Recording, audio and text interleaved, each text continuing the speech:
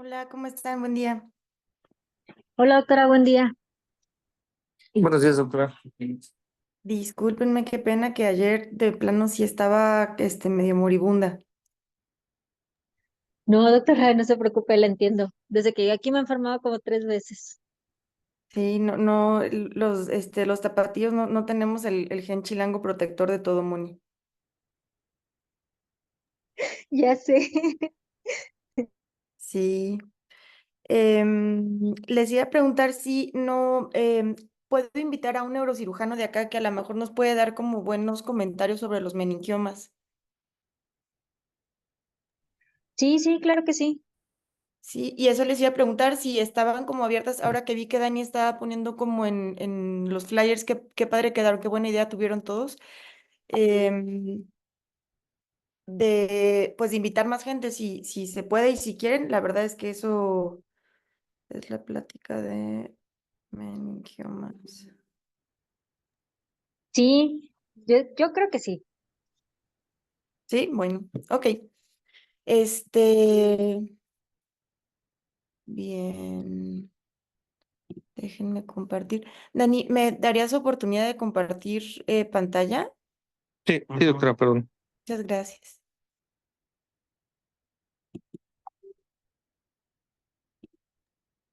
Listo, doctora. Listo, déjenme apagar acá está, para que no esté escuchándose el WhatsApp.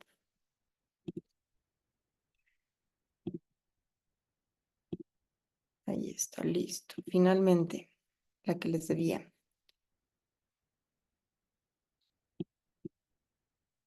Y nada más.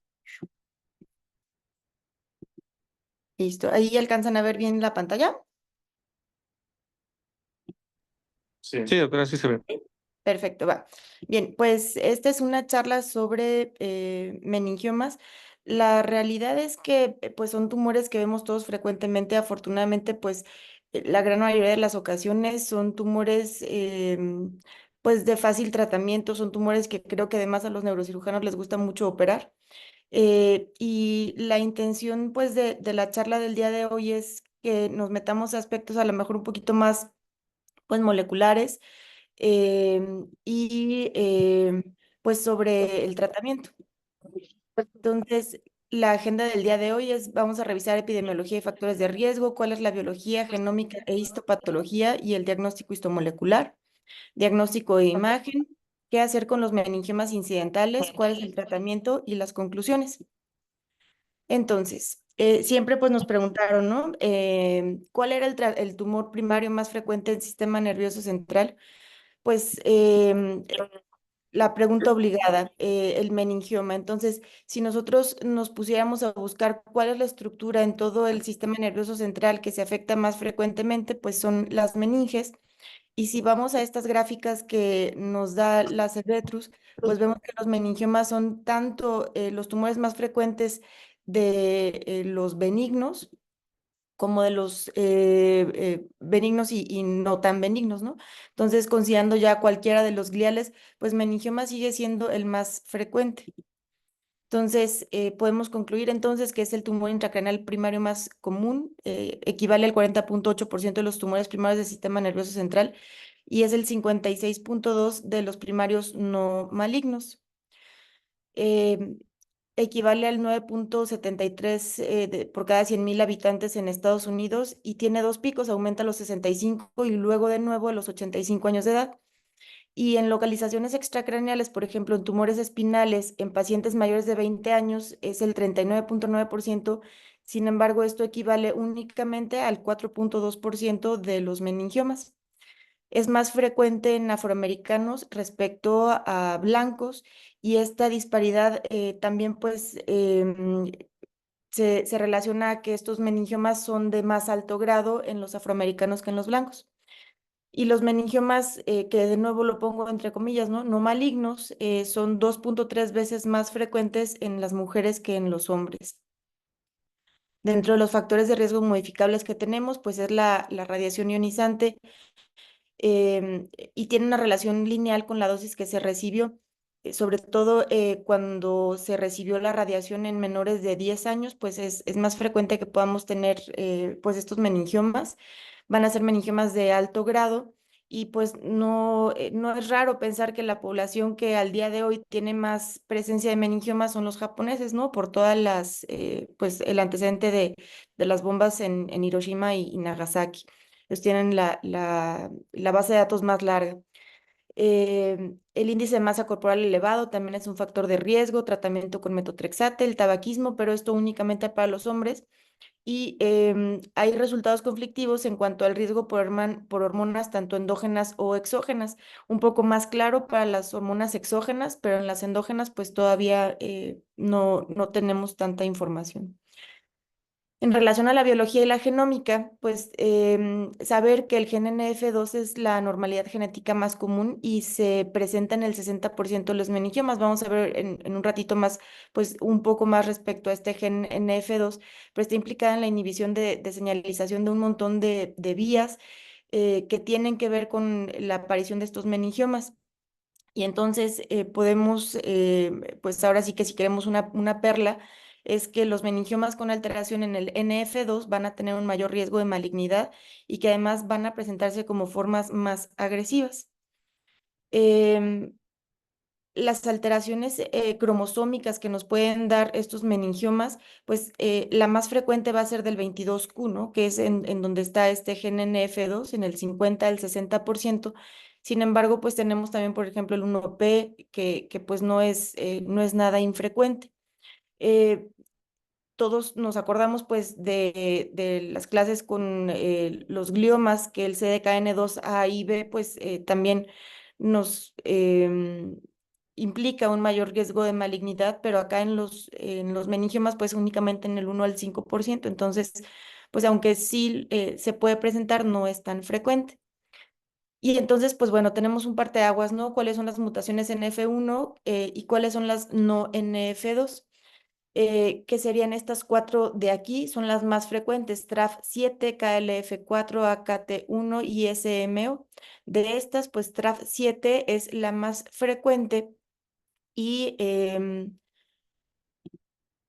pues en este parteaguas que les comentaba que tenemos que ir a distinguir entre los meningiomas que son NF2 y no NF2, pues nos ayudan mucho para explicar también cuál es la biología y cuál va a ser el comportamiento de estos tumores.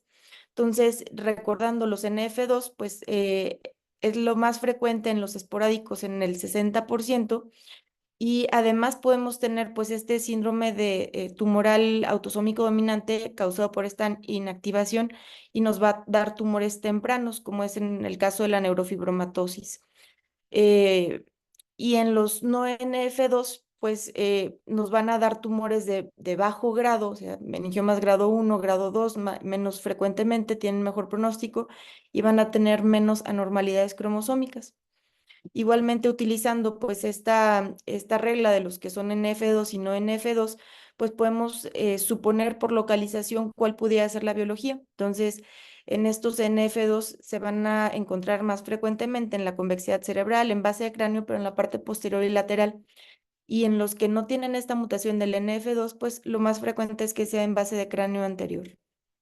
Algunos síndromes de predisposición tumoral, el síndrome de Werner, que es este envejecimiento prematuro por una pérdida bialélica del WRN, el síndrome de Gorlin, que nos va a dar una meningiomatosis familiar múltiple, igual autosómico dominante, y además en este se van a presentar carcinomas vasocelulares y los meningiomas van a ser biológicamente más agresivos.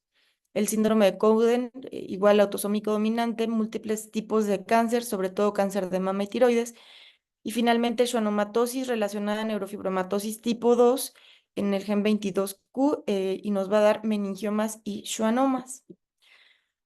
Algunos otros síndromes hereditarios que pueden tener meningiomas, pues ya vimos el Gowden, pero bueno, Garner, Gorlin, Li-Fraumeni, cualquiera de los MEN, von Hippel-Lindau, síndrome de Turner. Entonces, pues es un tipo de tumor que vamos a ver muy frecuentemente en los pacientes. Relación al diagnóstico histopatológico y al diagnóstico histomolecular, la WHO, pues después de esta clasificación del 2021, los divide en 3 grados. 1, 2 y 3. Y pues cada vez menos frecuente dependiendo del grado, ¿no? 80.1% para los grado 1, 18.3 para los grado 2 y 1.5 para los grado 3. Y entonces en estos grado 1 tenemos 9 histologías que son las que se pueden reportar, que es la meningotelial, la fibrosa. La combinación de estos dos nos va a dar el transicional, el meningioma samomatoso, secretor, angiomatoso, el microquístico, el rico en células linfoplasmocíticas y el metaplásico. Y las características que aquí nos reportan es que tiene que haber una ausencia de características anaplásicas, atípicas o rhabdoides, y pues van a ser estos 9 subtipos de los que habíamos hablado. En el grado 2 tenemos criterios mayores y criterios menores. Dentro de los criterios mayores es que tengamos de 4 a 19 figuras mitóticas por 10 campos de alto poder, que tenga una invasión inequívoca al parénquima cerebral, que tengamos cualquiera de estos 3 tipos histológicos, que serían el atípico, el de células claras o el cordoide. Y dentro de los criterios mayores es que tengamos por lo menos 3 de todas estas, que es un aumento en la celularidad, células pequeñas con un núcleo citoplasma 1 a 1, núcleos prominentes, una pérdida del patrón meningotelial con crecimiento usual en mantos, que sería este sheeting, y necrosis espontánea. Y dentro de los grado 3 van a solicitarnos que tengamos dentro de las histologías el anaplásico, papilar o el rhabdoide, que tengamos 20 o más figuras mitóticas en 10 campos de alto poder, o que tengamos una franca anaplasia. eh, la mutación del promotor TERT o esta de lesión homocigota del CDKN2A y 2B. Entonces, pues estos criterios son buenos que los estemos recordando para poder caracterizar correctamente a los pacientes y que se les dé el tratamiento que requieren. Entonces, intentando, pues, conjuntar pues todo esto de los gliomas grado 1, grado 2 y grado 3 con las mutaciones comunes, y la variabilidad en el número de copias en los cromosomas, pues además podemos tener análisis de metilación, que vamos a ver en un momento más, y esto fue lo que empezó desde 1997 más o menos el grupo alemán, fue que empezaron a hacer estos perfiles de metilación. Y entonces, pues nos dicen que podemos tener características de alto riesgo, aunque nosotros tuviéramos un meningioma grado 1. Pareciera pues que es algo inoficioso, ¿no? Pues uno dice, bueno, pues es un meningioma grado 1, como para qué le vamos a hacer todo el montón de mutaciones. Pues lo que sucede es que a veces tenemos meningiomas grado 1 que pueden tener un comportamiento pues más agresivo de lo que pudiéramos considerar. Y entonces, pues este tipo de alteraciones nos pudieran ofrecer un poco más de información respecto al pronóstico. Entonces, si tuviéramos cualquiera de estas alteraciones de alto riesgo o estas mitosis y tenemos en la suma que el máximo es 11, un grado 2 o un grado 3, dependiendo del número sumatorio, pues también podemos elevar de grado estos meningiomas. Em, y entonces, pues bueno, les decía que hasta en una tercera parte de los meningiomas, pues podemos tener en cuanto al pronóstico una discrepancia en cuanto a que se estuvieran comportando histológicamente como grado 1, y ya el comportamiento clínico, pues que pudieran ser de un grado 2 o de un grado 3. Entonces, ¿qué es el grado integrado? Pues es esta intención de poder tener más información, sobre todo desde el punto de vista molecular, para que nosotros podamos prevenir cuál va a ser la característica clínica del paciente. Entonces, pues lo que se ha estado haciendo es, además del diagnóstico histológico, por ejemplo, este que es el grado 2, y acá nos dicen las características por la WHO en cuanto a qué es lo que se necesita tener con el índice el KI67 o el MIP1, cuál es el perfil molecular, y acá haciendo la sumatoria nos dicen pues es un grado 4. Y aunque a lo mejor nos decían acá arriba que el grado histológico era un grado 2, pues al final haciendo la sumatoria con todo el resto las características de alto grado, pues nos pueden decir que es un grado integrado 3 y entonces ahí la conducta terapéutica va a cambiar. Entonces, en cuanto a la clasificación molecular y de perfiles de metilación, pues estas van a ser alteraciones pronósticas que se descubrieron en los meningiomas y que entonces ahora nos dan también una clasificación molecular para este tipo de tumores y lo que hacen es estratificarlo en riesgos. Estos son pues los grupos que lo han estado haciendo desde el 2017, pues sobre todo los dos grupos alemanes en Heidelberg y después en Toronto, en CSF y en Baylor, pues lo han estado modificando, cada uno pues con su serie de pacientes, pero si se fijan pues más o menos pues tenemos la misma correlación. Entonces el primer perfil de metilación pues lo ponía en dos grupos, entre el favorable y el no favorable. El segundo grupo como benigno 1, 2, 3, el intermedio A y B y el maligno.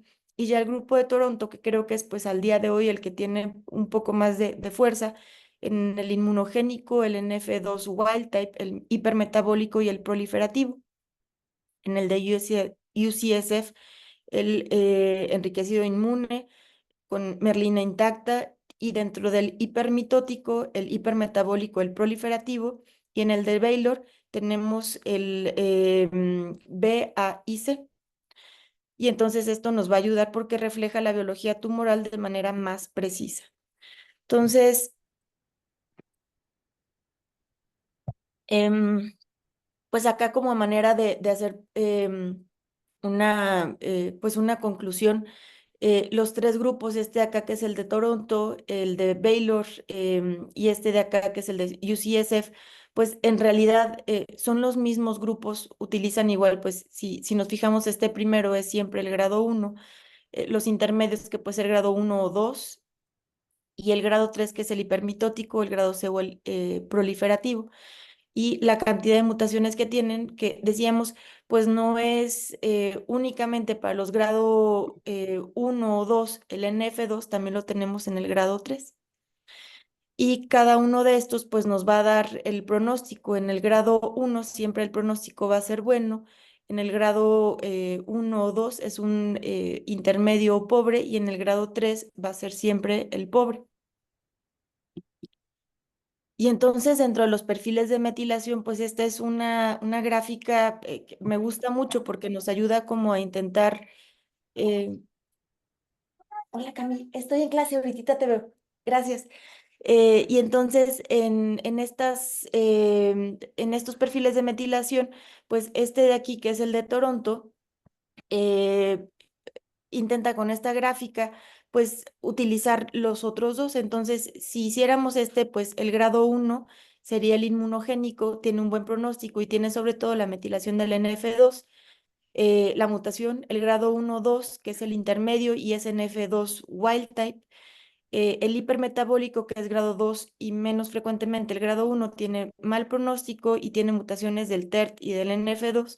Y el grado 2, que va a tener un mal pronóstico y tiene alteraciones del promotor del TERT, el PTEN y el NF2. Y entonces esto nos ayuda a hacer una estratificación por riesgos. Entonces, ¿cuál va a ser el diagnóstico por imagen? Este tipo de tumores, pues los encontramos de manera inicial por tomografía simple y encontramos que el 25% va a tener calcificaciones y estas calcificaciones, pues es algo de buen augurio porque nos va a dar un crecimiento lento y va a significar, pues que en el mayor grado, en el mayor de los casos van a tener un bajo grado de la WHO. En estudio de imagen, pues la resonancia es normalmente la de elección y nos va a dar que el tumor es isointenso a la corteza. Entonces, si vemos acá en el T1, en el T2, FLAIR y en el contraste, pues va a tener un realce ávido con este medio de contraste. El 50% de estos tumores va a tener un edema perilesional y si es desproporcionado, pues nosotros podríamos ir a pensar que pudieran tener estos cuatro tipos, que es el secretor, el microquístico, el angiomatoso y el rico en linfoplasmocitos. Y bien, pues no todos estos son grado 1, ¿no? Entonces, pues no significa si nosotros tenemos un tumor grado 1 que vaya a tener pues un curso quirúrgico tranquilo. El 72% va a tener cola dural y podemos utilizar algunas otras imágenes, por ejemplo, secuencias arteriales y venosas, que nos van a ayudar para la planeación quirúrgica, sobre todo cuando tenemos un involucro en estructuras vasculares cercano a vasos venosos y base de cráneo, para poder tener esta planeación quirúrgica. En el diagnóstico diferencial tenemos pues el tumor fibroso solitario, el hemangiopericitoma, que vimos ya en las reuniones de siglo XXI, que van a tener esta fusión NAP2-STAT6 como marca molecular. Las metástasis durales, sobre todo pulmón, mama y próstata, las pueden dar, plasmocitomas, sarcomas y algunas otras lesiones de base dural.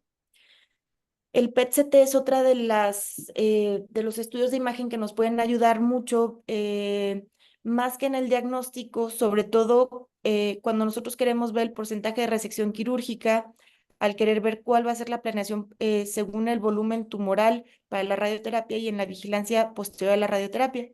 El tipo de PET o el marcador que se utiliza más frecuentemente, debido a que casi todos los meningiomas tienen receptores para somatostatina, es el galio 68.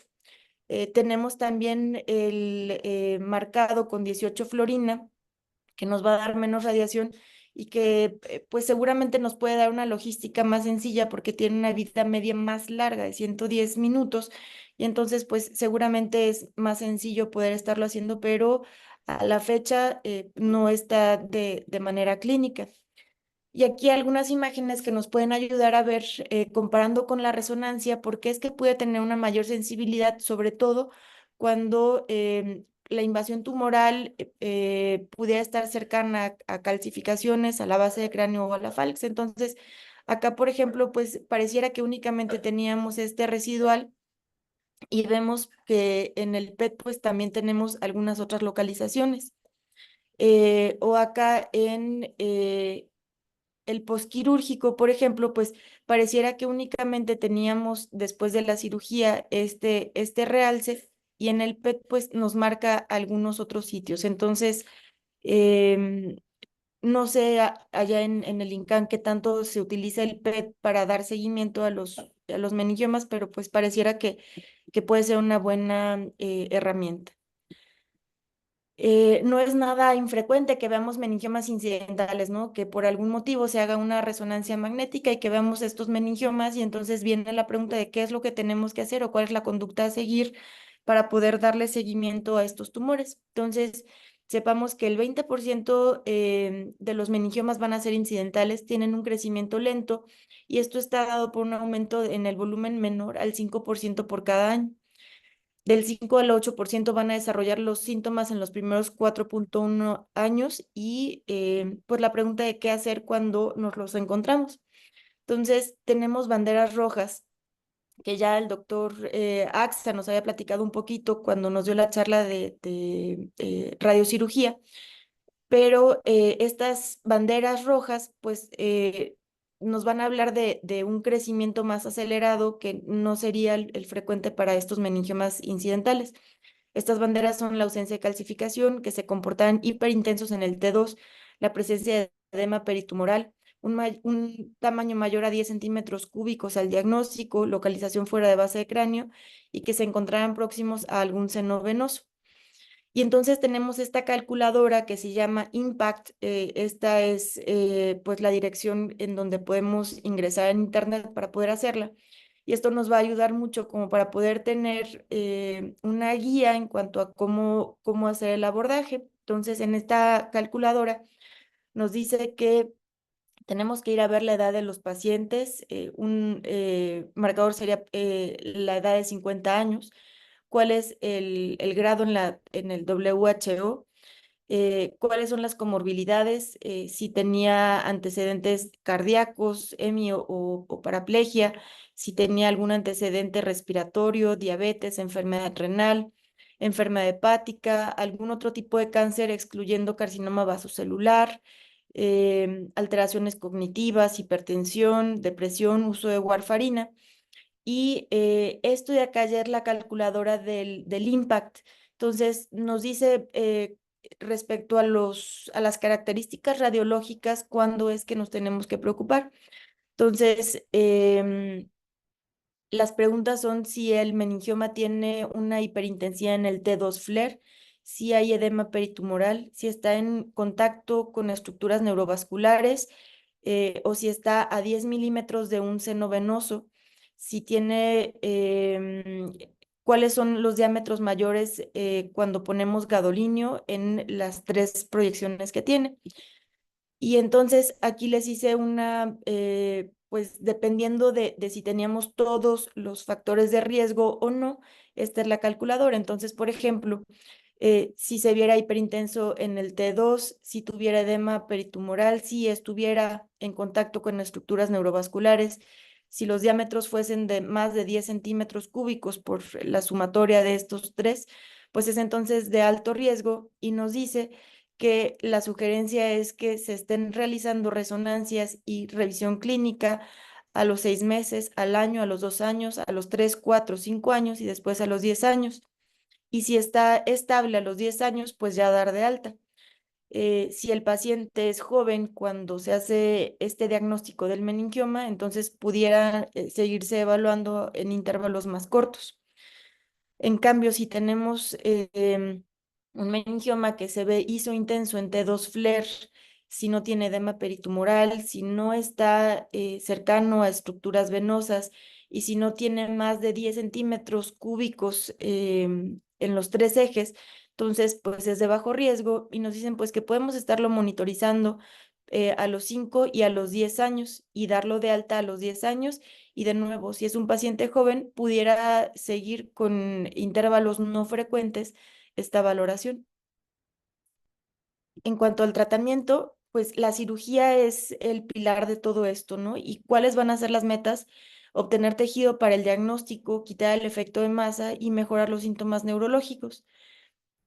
Más adelante, pues sé que el doctor Daniel y el resto del grupo de neurooncología, pues tienen planeado hacer algunas otras charlas, entonces no nos vamos a meter mucho en esto. Eh, las cosas que se pueden utilizar es la neuronavegación, el ultrasonido y el monitoreo intraoperatorio para obtener mejores resultados quirúrgicos. Y dentro de la escala de Simpson, que es la que nos ayuda a saber, pues, qué porcentaje de exéresis o qué tan efectiva fue la cirugía, por así decirlo, pues tenemos estos 5 grados en el que el grado 1 es el que mejor resultado quirúrgico pudo haber tenido, el grado 5 fue la biopsia, y el grado 1, 2 y 3 pues equivalen a lo que en glioma sería una resección máxima o resección total, y un grado 4 y 5 es una resección subtotal. El Simpson cero es ahora pues el concepto de que se quite además 2 centímetros de margen en la dura, y esto pues es difícil incluso en los meningiomas de la convexidad. Esta escala de Simpson, pues históricamente había sido un predictor de tiempo libre de enfermedad, sin embargo ahora se encuentra en un rol controversial porque, pues por ejemplo, en los meningiomas de la base de cráneo, hacer pues exéresis muy completas o muy grandes nos va a dar un riesgo alto de fístula de líquido cefalorraquídeo cuando se hace una resección agresiva y en muchos de estos casos pues pudiera tener un comportamiento benigno, ¿no? Igualmente, pues cuando tenemos involucro de senos venosos y se quiere hacer una exéresis muy agresiva, pues pudiéramos tener complicaciones por hemorragia, infartos venosos o embolismos aéreos. Entonces, pues es posible que la conducta quirúrgica pues empiece a cambiar. No voy a hablar de esto porque sé que pues ya más adelante se va a tratar. Y entonces, pues el tipo de cirugía va a depender mucho del confort y de la expertise del neurocirujano. Em, la mayor parte de las diapositivas de esta charla la hemos sacado del ICOM, que es el Consorcio Internacional de Meningiomas. Salió en mayo de este año en Neuro-Oncology. Entonces, Mil gracias, Camille, qué linda. Gracias. Entonces, lo que nos sugieren en cuanto al abordaje diagnóstico y terapéutico de los meningiomas es cuando nosotros encontramos un meningioma por resonancia, pues tenemos que ir a ver si este meningioma no tiene un efecto de masa, es asintomático y entonces podemos estarlo vigilando activamente con resonancia hasta que tenemos una progresión radiográfica y entonces ir a hacer una intervención terapéutica. O la otra es que cuando nosotros encontremos un meningioma con un efecto de masa sintomático o que el paciente desea ser tratado desde un inicio, aquí pues vamos a la intervención terapéutica.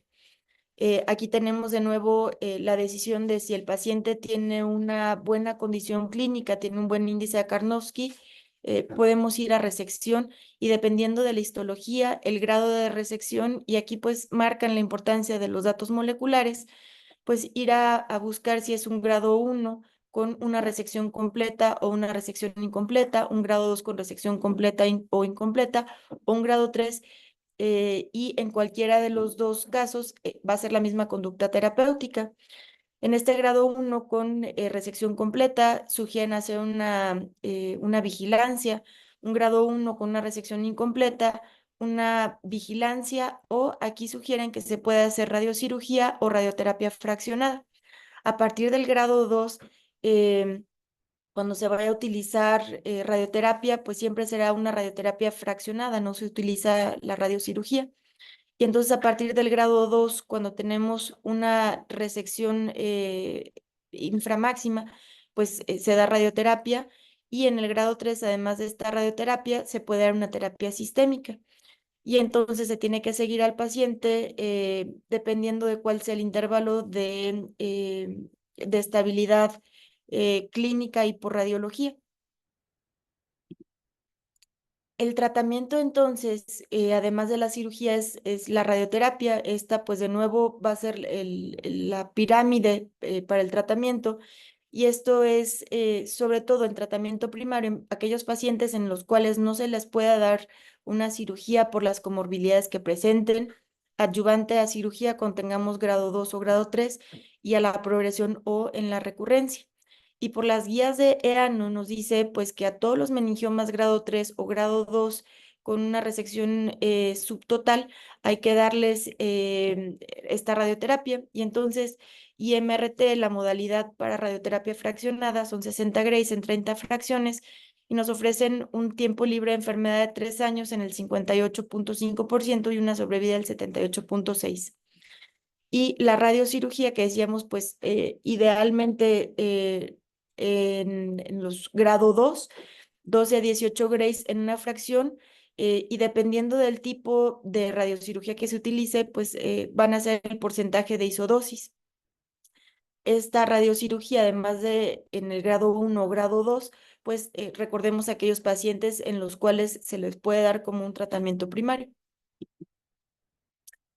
Para el seguimiento, pues Rano nos propone estos criterios y es importante saber que los criterios los dan a 6 meses, a diferencia de en los gliomas. Entonces, son muy parecidos a los criterios Rano en gliomas, en donde tenemos una respuesta completa, una respuesta parcial, respuesta menor, enfermedad estable o progresión. Y acá pues podemos tener una disminución del 50% respecto al volumen relativo, la respuesta menor, una disminución mayor del 25, pero menor del 50, enfermedad estable menor del 25 y en la progresión un aumento mayor del 25%.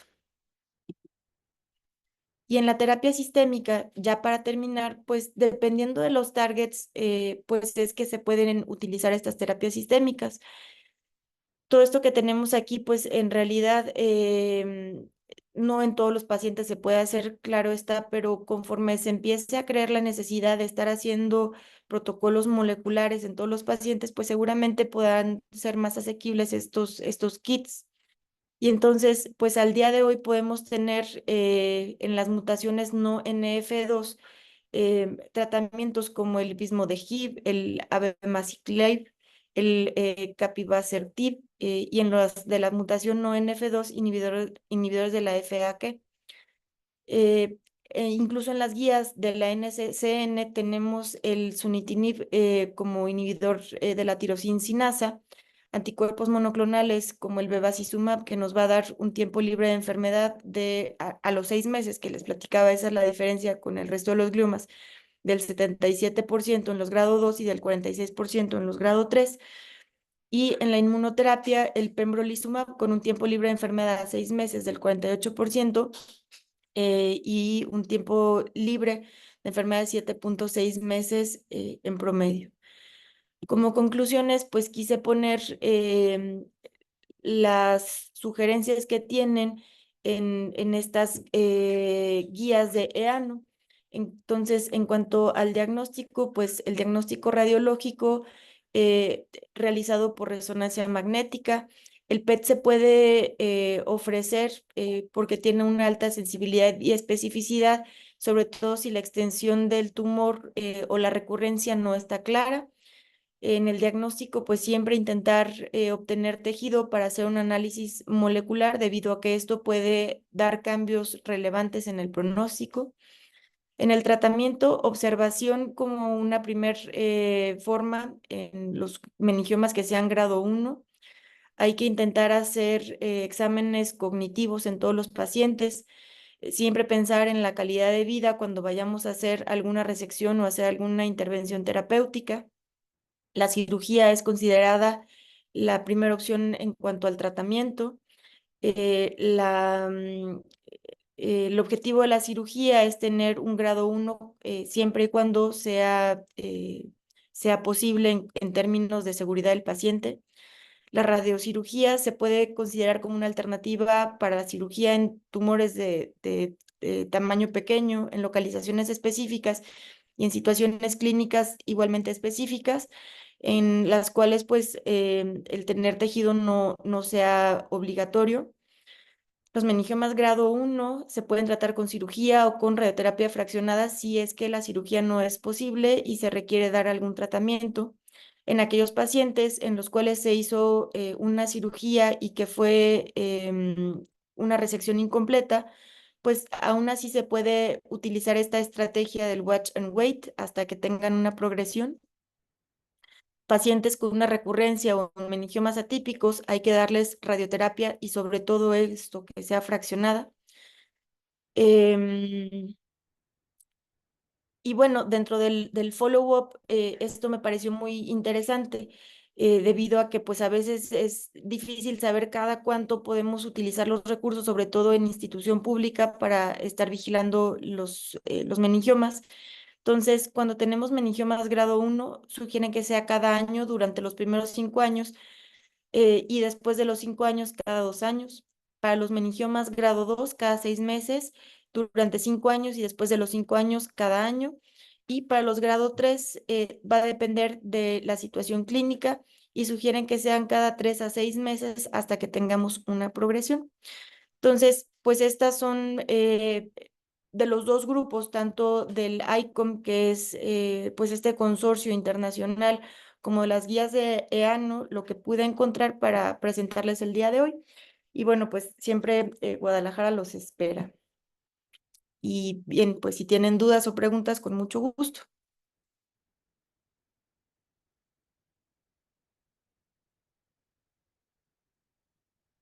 Está el doctor Víctor García Navarro, pues que es el neurocirujano de aquí del Instituto Neurológico de Guadalajara, pues que también a lo mejor nos puede ayudar con algo de información, de pues algún comentario. Doctora, muchas gracias, me gustó mucho la clase. Con mucho gusto, Moni, muchas gracias por la invitación y pues qué pena el cambio, discúlpenme. No, no pasa nada, doctora. Ojalá nos pueda dar más. Con mucho gusto. Muchas gracias, doctora. Estuvo bastante interesante. Yo creo que sí, como digo, más que como comentarios. eh, es bastante ahorita útil el uso del DOTA para justo el diagnóstico, como comentamos con el doctor Axa la vez pasada. Ajá, Eh, por ejemplo, en lesiones del ángulo poncerebeloso, que pues pueden simular a veces, o podemos estar entre el incertidumbre si es un schwannoma o si es un meningioma. El DOTA definitivamente yo creo que es uno de los estudios que ya debemos de considerar como parte de la rutina para poder hacer diagnóstico sin necesidad de hacer toma de biopsia incluso, ¿no? Incluso es cirugía. claro, claro, claro, sí, toda la razón, Dani. Oigan, ¿y ustedes tienen ahí en el Lincan Dota, en el PET? Sí, doctora. Sí, sí tenemos. Tuvimos un Ay, qué caso padre. de un paciente con un C de próstata que Ajá, tenía una lesión, me parece que de la FALX, sí. y sospechaban que pudiera ser una METS versus un meningioma. El meningioma no le estaba causando síntomas, entonces le hicieron un PET-DOTA y salió que era meningioma. Entonces pues, se decidió Ah, ok. vigilar y atenderse el cáncer primero. Súper, no, y cambia pues completamente el pronóstico, ¿no? De que digan pues que ya tiene metástasis al sistema nervioso, qué bien, qué bien. Sí, acá, Víctor, ¿tú sabes si nosotros tenemos DOTA en el PET? Según yo, nada más en Guadalajara tenemos FDG, Sí, no, sin nada Dota más que yo FDG, tenga ¿verdad? Sí. Pues conocimiento acá. ojalá que podamos empezar a traerlo. Doctora, dice el doctor González que tiene muy mala red y que él, pues se salió de la clase o lo sacó el internet de la clase, pero me pregunta qué papel tiene la embolización en meningiomas Ah. y también cuál es el papel de la quimio en los meningiomas. Sí, el doctor Alberto González Aguilar siempre con las excelentes preguntas.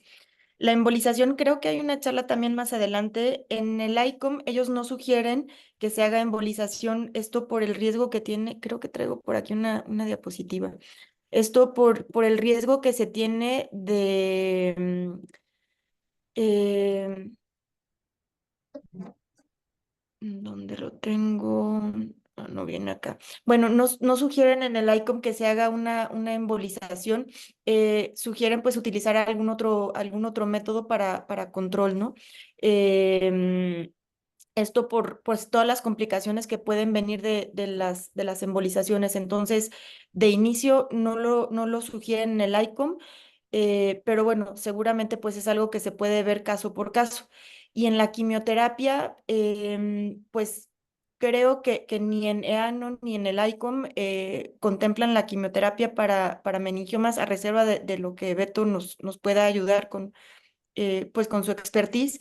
Lo que sugieren pues es esta inmunoterapia, sobre todo con el sunitinib, que es algo que ya está incluso en las guías de NSCN, y el anticuerpo monoclonal con el bevacizumab.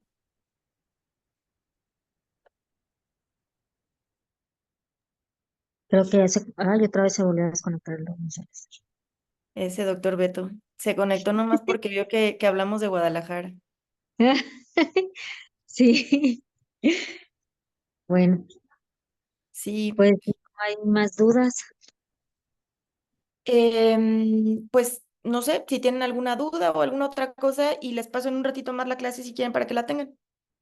Sí, doctora, me gustó muchísimo, muchas gracias. Ay, qué bueno, Muchas pues gracias, qué bueno. doctora. El chiste es que nos sirva a todos. Sí, muchas gracias. Sí, con Nos mucho gusto. vemos. Que estén muy bien. Hasta luego. Bye bye. Hasta luego. Hasta Hasta luego. luego.